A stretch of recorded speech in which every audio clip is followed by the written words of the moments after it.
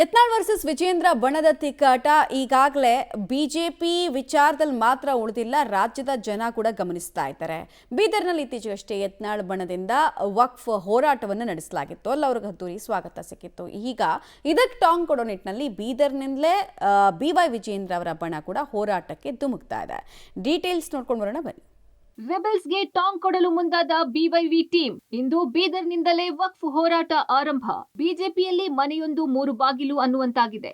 ಪಕ್ಷದಲ್ಲಿನ ಒಳಜಗಳ ದಿನೇ ದಿನೇ ತೀವ್ರಗೊಳ್ತಿದೆ. ಹೈಕಮಾಂಡ್ ಮಟ್ಟಕ್ಕೂ ಬಣ ತಿಕ್ಕಾಟ ಹೋಗಿದೆ.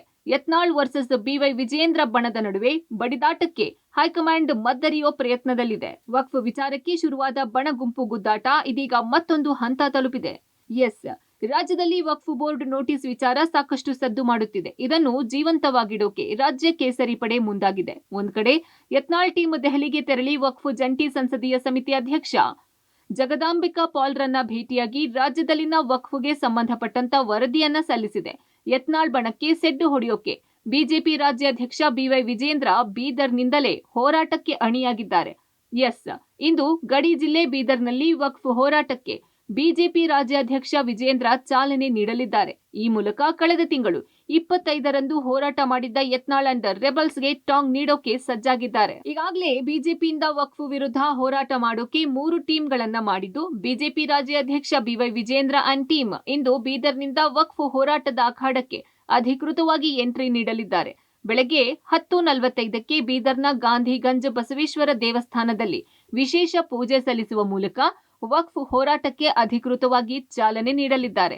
ಬೆಳಗ್ಗೆ 11 ಗಂಟೆಗೆ ರೈತರು ಮತ್ತು ಸಾರ್ವಜನಿಕ ಬೃಹತ್ ಸಮಾವೇಶದಲ್ಲಿ ಭಾಗಿಯಾಗಲಿದ್ದಾರೆ. ಬಳಿಕ ಮಧ್ಯಾಹ್ನ 12 ಗಂಟೆಗೆ ಗಾಂಧಿಗಂಜ್ನಿಂದ ಜಿಲ್ಲಾಧಿಕಾರಿ ಕಚೇರಿವರೆಗೆ ಪಾದಯಾತ್ರೆ ಮಾಡಿ ಜಿಲ್ಲಾಧಿಕಾರಿಗೆ ಮನವಿ ಪತ್ರ ಸಲ್ಲಿಸಲಿದ್ದಾರೆ. ಬಳಿಕ 1 ಗಂಟೆಗೆ ಬೀದರ್ ತಾಲೂಕಿನ ಚಟ್ನಳ್ಳಿ ಗ್ರಾಮಕ್ಕೆ ಭೇಟಿ ಕೊಟ್ಟು ರೈತರೊಂದಿಗೆ ಸಂವಾದ ಮಾಡಲಿದ್ದಾರೆ. ನಂತರ ಮಧ್ಯಾಹ್ನ 2 ಗಂಟೆಗೆ ಬೀದರ್ನಿಂದ ಹುಮನಾಬಾದ್ ಮಾರ್ಗವಾಗಿ ಕಲಬುರಗಿಗೆ ಹೊರಡಲಿದ್ದಾರೆ.